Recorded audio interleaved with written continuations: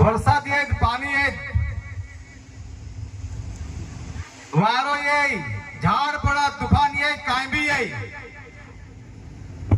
ये लढाईची आघात आपली शासन प्रशासनची आणि भाजपची जी दादागिरी, जी तानाशाही, जी मनमानी आणि दादरा नगर हवेलीच्या लोकांचे हैराण आणि परेशान करत आहात त्याची लढाईची सुरुवात आहे.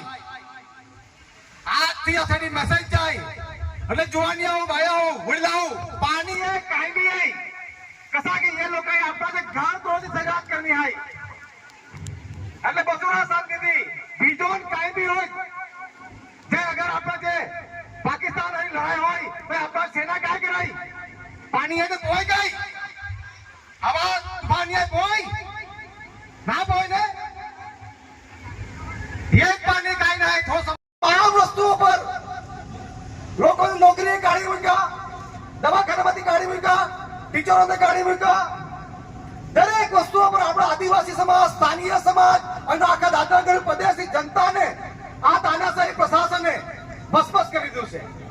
હવે તો કૃષ્ણ ભગવાને કીધું છે કે જ્યારે અતીત થઈ જાય કોઈ વસ્તુનું અતીત થઈ જાય એટલે કૃષ્ણ ભગવાને કીધેલું કે હવે યુદ્ધ જ કરી આડ. બહુ વાત બહુ સ્પષ્ટ છે. તમને ખબર સાથીઓ, દાદરા નગર હવેલી છેલ્લા જ્યાંથી આ પ્રશાસક પ્રફુલ્લ પટેલ નામનો પ્રાણી આવેલો છે દાદરા નગર હવેલીમાં ત્યાંથી સંવિધાન કાનૂન અને આપણા ચૂંટાયેલા જનપ્રતિનિધિ હોય, સાંસદ હોય કે આપણા જે એમપી છે કે સરપંચ હોય, તમામ એ લોકોના તલવાર ચાટોળ બની ગયેલા. તમને ખબર હાલમાં આ આપણું બાસરા પરિવારનું ઘર તોડવામાં આવ્યું. હમણાં બાસરા પરિવારનું ઘર તોડવામાં એનો કાયદો હું લઈ આવ્યા जनरल डेवलपमेंट रूल्स 2023 के तहत आपका घर अवैध है. શું કહેવામાં આવ્યું?